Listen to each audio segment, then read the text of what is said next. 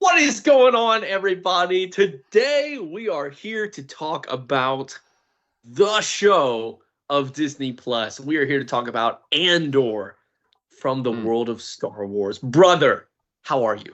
I'm good. I am so excited to talk about this show. This is one I've been wanting you to finish for a while. Background: we both watched season one, and then season two I watched as it was coming out. I would watch every Mm. arc when it was released. But you just finished it recently. This is a Yeah, relatively yeah, new this is a watch for very you. fresh. So I've been waiting for you to catch up so we can finally discuss it because this is one of my favorite shows ever. It is a top 10 show of all time for me. That's how much I love this show. So I'm very excited to get into this. Well, before we get into kind of some of our more in-depth thoughts, I thought it'd be good if we started with just a couple minutes for anyone who hasn't seen the show, just without any spoilers, just to kind of give some thoughts about what's kind of the general plot of the show, and then what are some of the things that do elevate it to make it so good. So, in layman's terms, brother, what would be like your pitch for Andor? So this one, it's set before Rogue One, and it follows one of the characters from that movie, Cassian Andor, and his journey into joining the rebellion. He's the main character of the show, but there's a lot of really strong supporting characters who give the show the life and the amazing story that it has. So this one, it follows Cassian, who is not at all involved in the rebellion, as he's slowly brought into it by the horrors of the Empire and the evil things that they do. So this one is a great in-depth look at the Empire, at the rebels, and the things that both sides do and how really a rebellion is born. I love the in-depth nature it takes in this. The great characters, the story is outstanding. It makes the Empire feel more menacing and more Mm. real than they ever have in any movie or other show. I love this for the deep dive it takes, but also you don't have to love Star Wars to watch this show. If this is the first Star Wars thing you ever watched, you could start with this. I don't think it would be best, but you could start with this and then watch Rogue One and then dive straight into the original trilogy if you wanted to. It's a great show for Star Wars and non Star Wars fans. I would agree with that. This is the most down to earth Star Wars project that there is. You Mm-hmm. really get a feel for like what the daily life of the rebels looks like. What are the steps that the Empire is taking to further assert dominance on the galaxy? It takes a whole different spin on kind of the classic sword and sorcery of Star Wars and kind of a lot of those tropes and themes that we're used to. You don't see lightsaber fights in this show. You don't see a whole lot of kind of the classic Star Wars things. But that doesn't mean it's anti Star Wars like some people have pretended. And that doesn't mean that it's bad Star Wars either. It's just taking a different look and a different perspective at what made up the things that set up the stories for Luke and Han and Leia and all those to come in the future. So Mm-hmm. it is really good. It's really solid. Really And good. I just finished it. So I've got a ton of thoughts. Anything else you want to say before we let the people know they need to get out for them Mm. spoilers? I would say if you haven't seen it, go watch it. That would be really the big message I'd want to send to people who have not seen the show. If you've ever thought that maybe Star Wars didn't have enough stories that really impacted like on a deeper level, and you're just like, I'm tired of a lot of the things that they're doing, especially in like the Disney era, I think Andor kind of makes a bit of a clean slate of that and does a lot with a blank canvas that a lot of people have kind of tried to touch on and try to be like, oh, look how tough it was to be a rebel. Look how tough it was to go against the Empire. Andor shows like the real world consequences of what it looks like to go against a powerhouse that has way more technology than you, way more abilities than you, and way more manpower than you. And so that is what the story of Andor is trying to set up. Brother, it is time for spoilers. So thank you for joining us. If that's all you've got, sorry, we've got to talk about this show in depth. Mm. We've been needing this. Yes. So get out.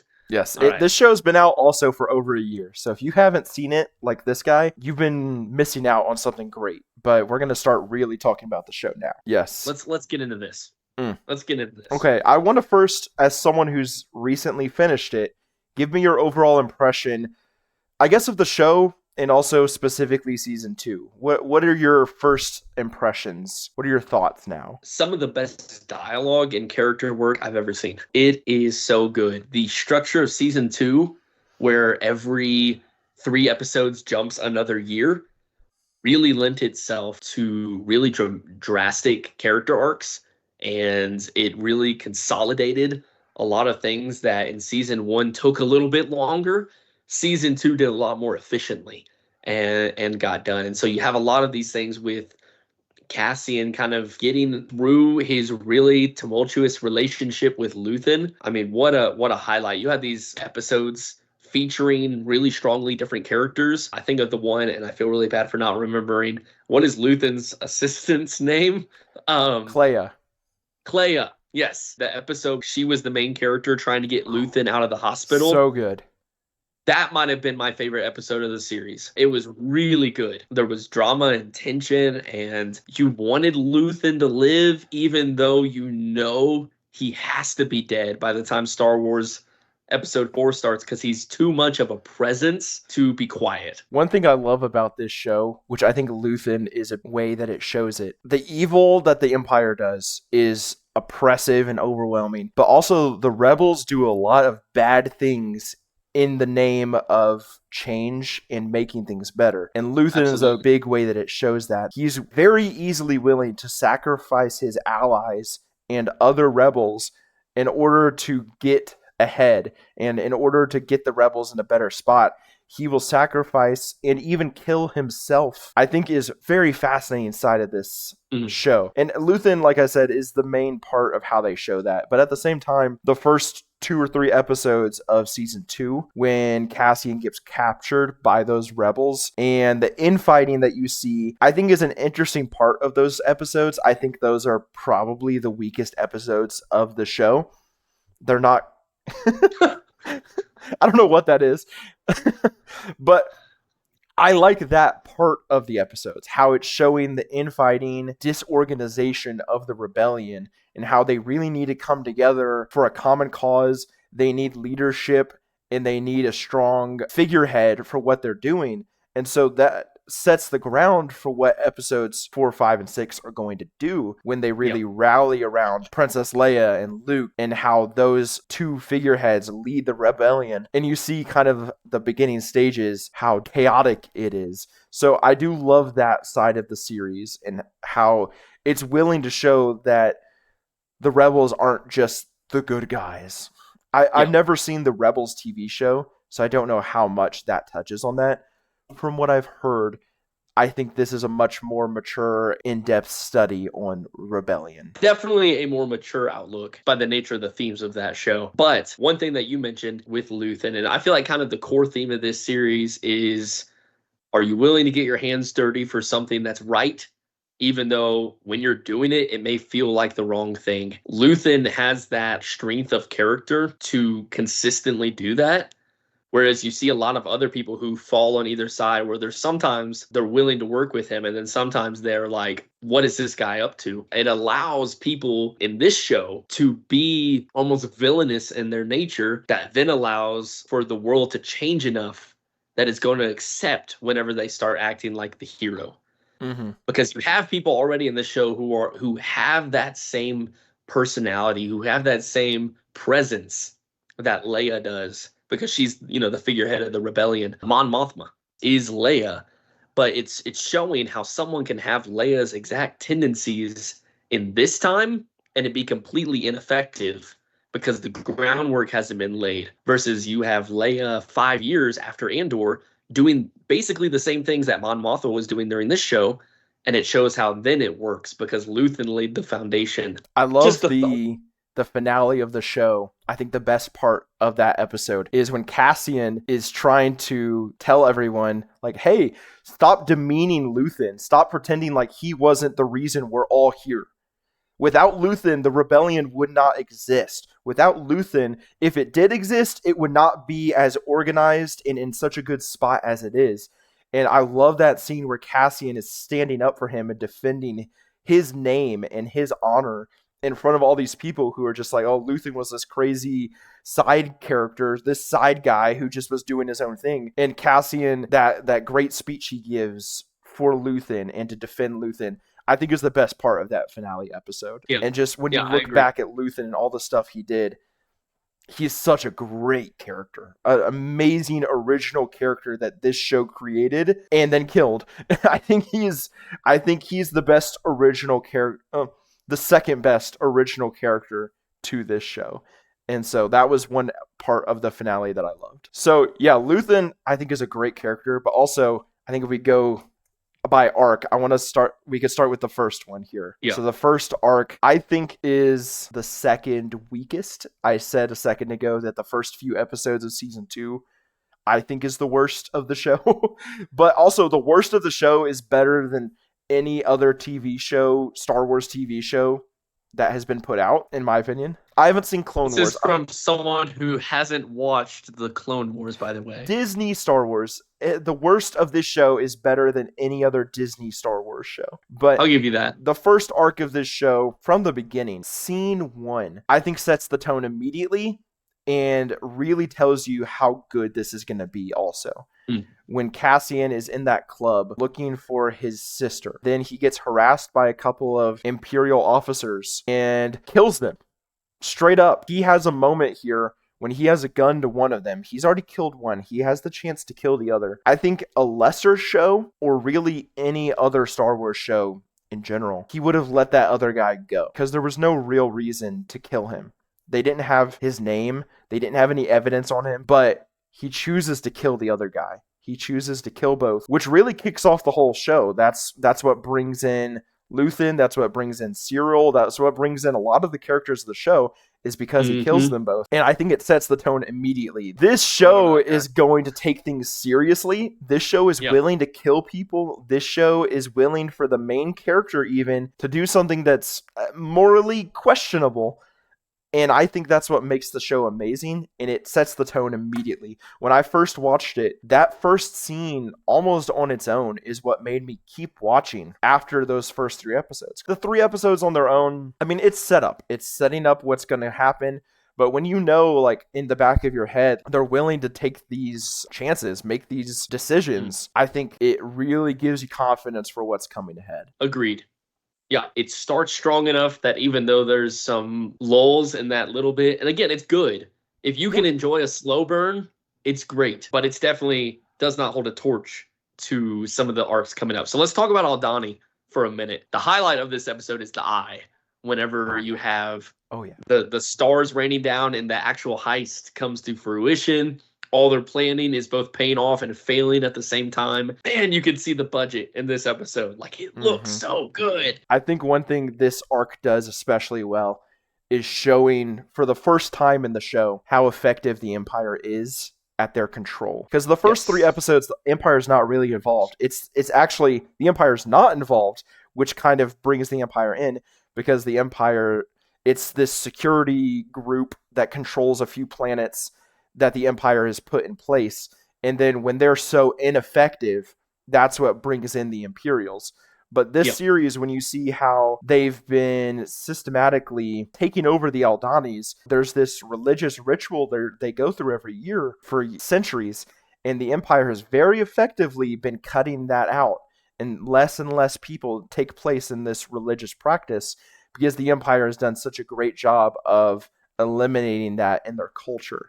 And then you can really see, that's when you first get a glimpse of, wow, this is going to be really effective in the way they're doing this. That's a fascinating part. But then you also see how the characters who pay attention can see through that. That's when you get Nemik and his manifesto that does appear again later in season 2, which I think is a really good callback. But you see the different sides of rebellion already starting in this, where you see the hired mercenary. You see the person who's the idealistic young person who has all these grand thoughts. You see the people who they used to be Imperial, but then they were personally affected by the Empire, and so they end up joining the rebellion.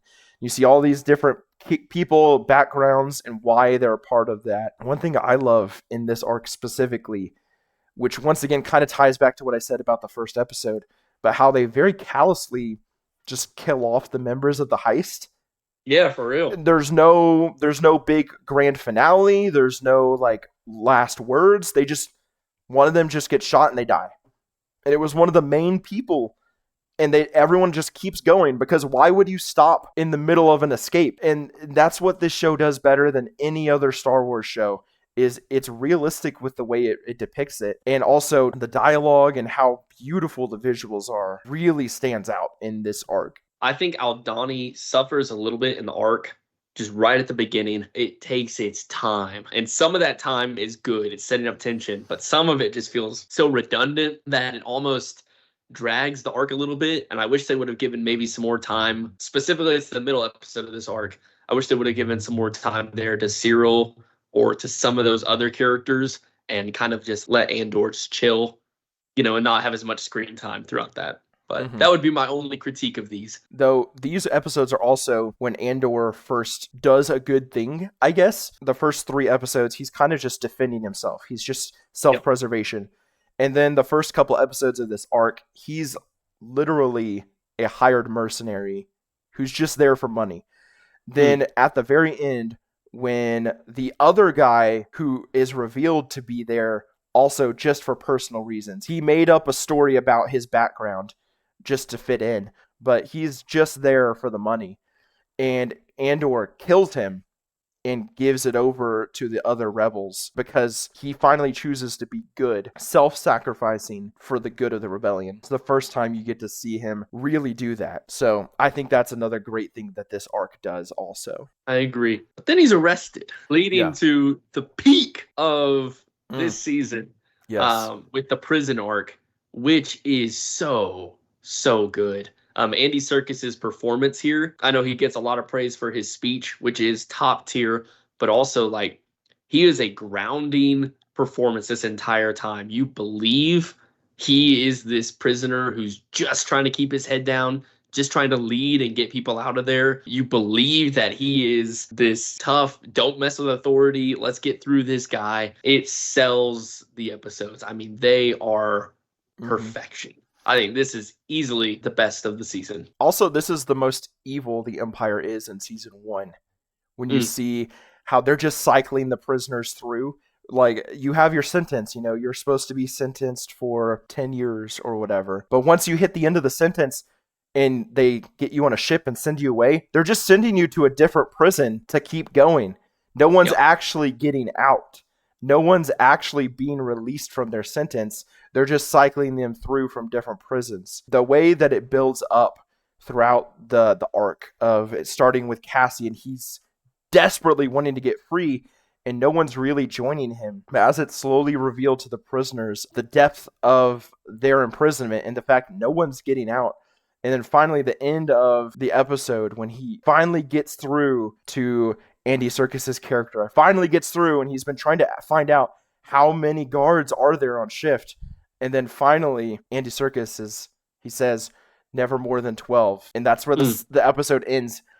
I've never been more hyped up for a Star Wars thing than I was right in that moment. When that episode ended, and it just cut off there, I was like, I'm watching the greatest thing Star Wars has ever done right now. Like, I've never been more hyped up. And then the fact that it follows that up with the best episode of the season, One Way Out. One way out. One Way Out. Yeah. Andy Serkis's speech, but it's the second best speech of the episode because Luthen's monologue at the very end. Yeah, the broken man speech. There's just something different about the dialogue and the writing in this show. It makes the rest of Disney Star Wars look pathetic when you put it up against this and you see like real dialogue, good writing, good monologues, and then it just puts it all to shame when you put it up against this show. The prison arc is the best of season 1. Absolutely. And then it ends with a 2-episode story at the very end. So that it went 3, 3, 4, 2. So the last 2 episodes are the Empire coming to his home planet to try and capture him. And before we get too far into finishing the season, Daedra, we're missing the 2 best characters of the show, or 2 of the top 3 at least, Daedra and Cyril Karn. Now, to kind of go back Starting in the first arc, we're introduced to Cyril, who is a member of the security force, and he's trying to investigate who killed these two officers. And no one else seems to care except him. No one No one cares. cares, and they're just like, just brush it off. These two guys who were outside of a nightclub, someone killed them. Who cares? But Cyril, he embodies what you were talking about a minute ago of a character obsessed with doing what they think is best, that drive and that desire to make the world a better place in a way, except that his better place and his faith is set in the evil empire.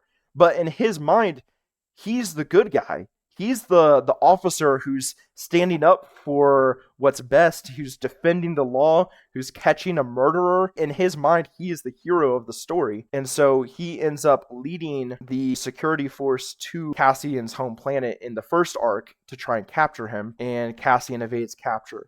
And going from there, you see throughout the rest of the season his obsession with catching Cassian, and nobody else cares. And Nobody cares. you're introduced to his mom, who just belittles him and insults him the whole time. I see a lot of the bureaucracy of the empire and how he seems to be the only one who has this mindset of catching them. And he's shown to be pretty smart with a lot of his intuition, but he's also shown to be pretty misguided with a lot of the things he does.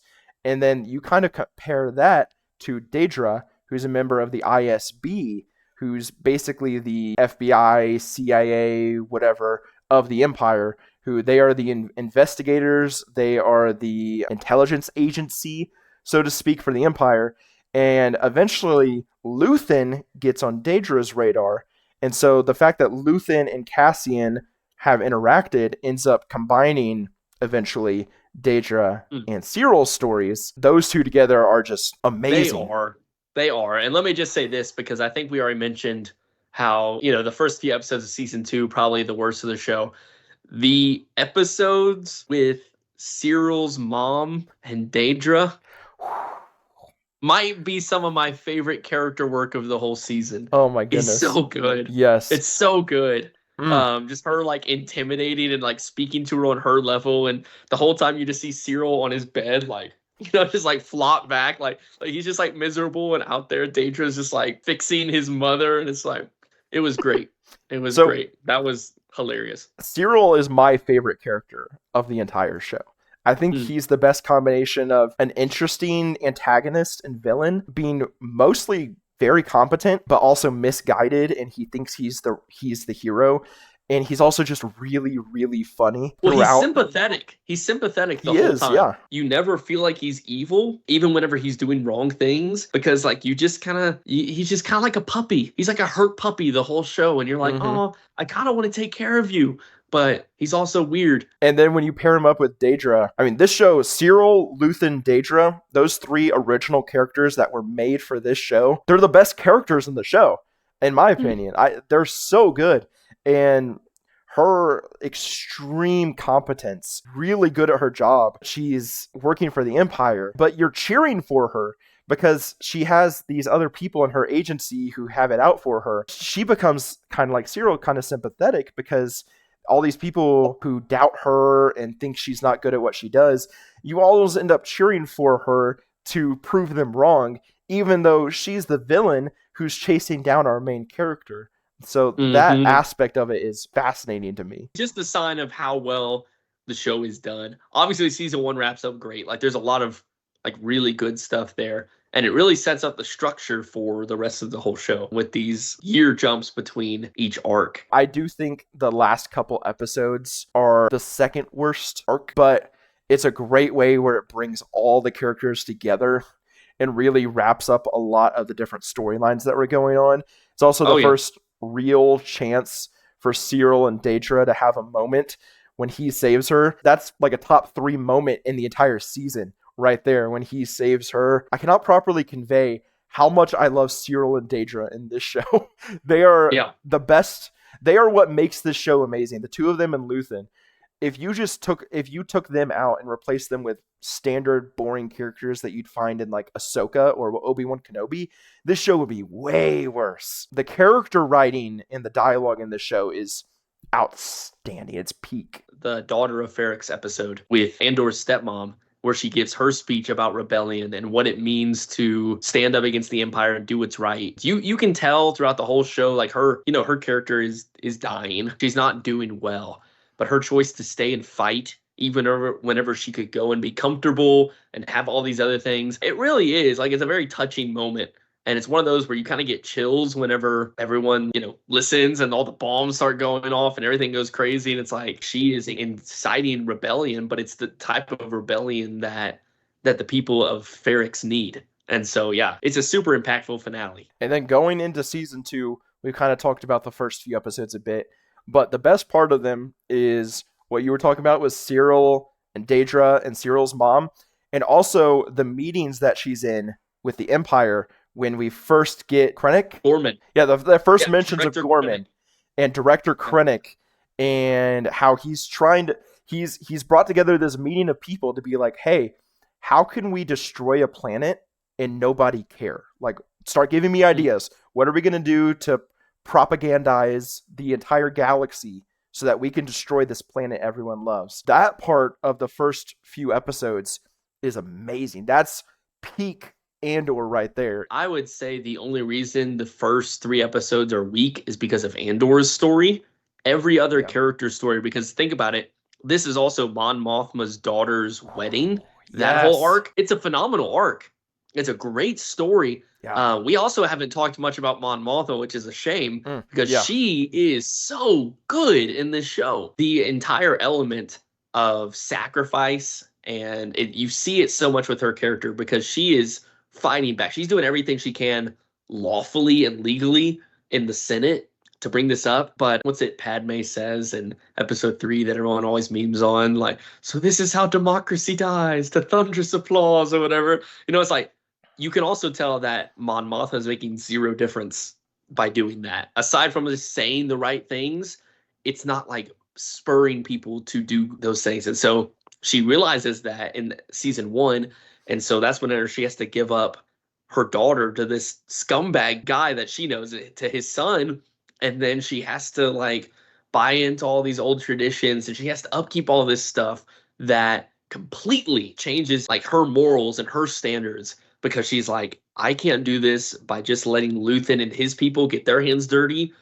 I'm going to have to give up things as well. Her marriage is in shambles, gives up any chance of a relationship with her daughter, might have to quasi lead on this guy who's sponsoring her and all this stuff. Like, there's a lot going on there that is really powerful, but also just really, and you feel for her a lot. Unlike Cyril, who's, like the hurt puppy, you feel bad for him. Mon Mothma, you feel bad because she is a good person trying to do good things, and every single time that she does, it ends badly. There's no good in her arc. She has to run from everything she knows and go stay with the rebels. Like, there is no good that comes from what she does, like personal good for her. The character interactions are what makes this show amazing. Her and Luthen are one of the best combos, because you see her with like the morally righteous side of the rebellion, and you see him with the like cutthroat, I don't care what I have to do, the ends justify the means side of the rebellion. And they have a lot of interactions in season 1 and season 2. And that's another one of the first few episodes in season 2, whenever it's extremely heavily implied that he's going to kill her friend because her friend is having doubts. Like, her friend hasn't done anything wrong. He's just brought up some things that he's questioning. And so Luthen's like, nope, we're going to kill him. And he does. Zero hesitation. And he does. Yeah, and he does. Yeah, the Mon Mothma stuff in season 1 is really good. I think her stuff in season 2 is even better, especially, I think it's in the second arc, when she's at that party along with Leia, when Clea's trying to get that thing out of the relic, but she's having that debate with Director Krennic, and the two of them are like going at it with each other while Clea's in the background trying to get that piece off of the relic, the tracker. Mon Mothma is just such a great character in this show. Then it's just another way they show a different side of the rebellion. So to summarize your thoughts, like, we're obviously in spoiler territory. We've been talking about a lot of this stuff, and we could go on for a while. Like, I'm confident we could. What would you say are some of the top aspects of the show that put it above the rest? And then what is kind of your concluding thoughts for Mhm. where you would sit with Andor? What puts the show above the rest is the characters and the dialogue. I would say is the top two. All the people I've been mentioning, Cyril is one of my favorite Star Wars characters of all. I love everything about him. And Daedra, Luthen, Mon Mothma, Cassian, Bix, we haven't even mentioned her. She's got great stuff. I wouldn't put her on the same level as those, but she's another interesting character. Yep. So the characters and the dialogue is absolutely outstanding in this show. The way it shows how things would really be. I love how most characters in the show are just really smart on both sides. Mhm. It's a smart people doing smart things, and it makes it fascinating and interesting. And you see a lot of the ramifications for the bad decisions different characters make throughout. And so that would be the two parts of it I love the most. The story also, I mentioned my favorite episode in season One Way Out. The best episode in season two for me is the Gorman Massacre. Who are you? Who are Who? you? Is the Oh, name. I mean oh, that moment alone makes the episode amazing. But this show, another thing it does is great is just the tension you can feel, like what I was talking about a minute ago of Clea when she's trying to get that thing off of the relic. You're just getting like more and more like you're getting all like, oh my goodness, this is crazy. And then when she's in the hospital trying to free oh, Luthen, yeah. just all of that, the whole Gorman massacre, the whole episode, the music, the sound, the way it's just slowly, you can feel it's getting more and more intense. You can feel like something is about to just explode. And then when it finally does, just how savage it is and how intense that moment is. I And they're playing right into the Empire's hand. Like yeah. everything that they're doing that they feel like, hey, this is how we can properly like express our outrage at how you've been treating us is exactly what the Empire wants them to do. Mhm. Because Yeah. it is completely propagandizing everything about their culture and making it be like, oh, look at them, they're all here. I guess we got to kill them. Yeah, I guess we got Mhm. to, It's um, the genius writing in this show. yeah, Yeah. yeah. And I, like you said, I think that puts it above. I don't want to dog on Star Wars stuff. It's in the same franchise, so it's easy to make comparisons there. But whenever you're looking just show wide, this show is smartly written, very smartly written. The dialogue is precise. It makes you feel things. There is real emotion and real depth to all of these characters. They're logical, they're smart, they're witty. They do things in a way that feels authentic and that feels genuine for the problems that they have. And so even though it is in a fantastical world and they're flying around on spaceships and all this other stuff, it feels so grounded and so unique for so many shows. It just elevates Andor above so much else. And yeah, on that note, I'll just say like I love Star Wars. In your top 50, you didn't have any Star Wars movies. I probably would. I probably would. I Yeah. love Star Wars. I've watched all the shows and I've watched all the movies, and I'm putting a little asterisk for all the shows. I've not seen The Acolyte. But this elevates the material around it. A lot of people want to pretend like Andor is dismissive of what other Star Wars is doing or like it's derogatory of the genre as a whole. And then other people want to pretend like it's well, not pretend. They feel that it dismisses all the rest of Star Wars and stuff. And I feel like what Andor does is it makes everything around it better. You feel a lot more Rogue One now and Episode 4. You see what happens after Palpatine took over in Episode 3, and you see how much that means. He is slowly dismantling the Republic, and he's not doing it all at once. It's not in one fell swoop. He's chipping away at all these different freedoms that people thought they had and still think they do, but he's just eliminating them one at a time. And it's really cool and it's really well done. So, Mm. Andor, double thumbs up for me. I think it's fantastic Star Wars, fantastic TV show. Like we said in the non spoiler, it's worth watching even if you're not a Star Wars person. I will say also the final scene of this show, Oh, I shed oh, tears. I oh. truly did. When you realize all the sacrifice that Cassian has made and you know what's going to happen to him, and then you realize he has a kid. And in some ways it's tragic, and in some ways it's a hope. It's a carry on of his legacy. Yeah. And that moment hit me. I was not expecting it. I was like, wow, great show. And then that scene came up and you realize what it is and what they're telling you. I truly did. Just a couple, but you know. There you go. Just a wee little Mm. tear. But hey, it's a benchmark of a good story when it can evoke the emotion that, that makes you feel things like that. And especially for something like this. But it really shows the theme of sacrifice and what that looks like. Because we all know watching it, Andor's going off to die. Like he's leaving and he's never coming back. He's going to die. But the thing, it kind of just shows he's knowingly sacrificed tons of things, but also just by the fact that he's giving up his life and he's doing all these things, he's unknowingly sacrificed so many more. And that's with every character in the show. They're giving up personal comfort and love, and Mon Mothma's giving up her family, and Luthen's giving up Luthen seems to enjoy what he's doing, but he doesn't, right? The broken man speech. He knows he's gonna die. The sunrise, he'll never get to whatever. I forget the whole speech now, but it's powerful how much sacrifice these people make. You really feel the war in Star Wars, right? Andor's peak. I worry about the future of Star Wars, but if they can do one good show like this, let's get another one. We'll see. Hey, we already had a really good sci-fi movie this year with Ryan Gosling. What's going to stop Starfighter from being good? Tom Cruise is in it with a lightsaber. That's all I'm going to say. I'm looking forward to it. There we go. I think it's going to be great. Not as good as The Mandalorian and Grogu. More like The Mandalorian and poo poo. Oh, hey, that reminds me. One last thing before we close this out.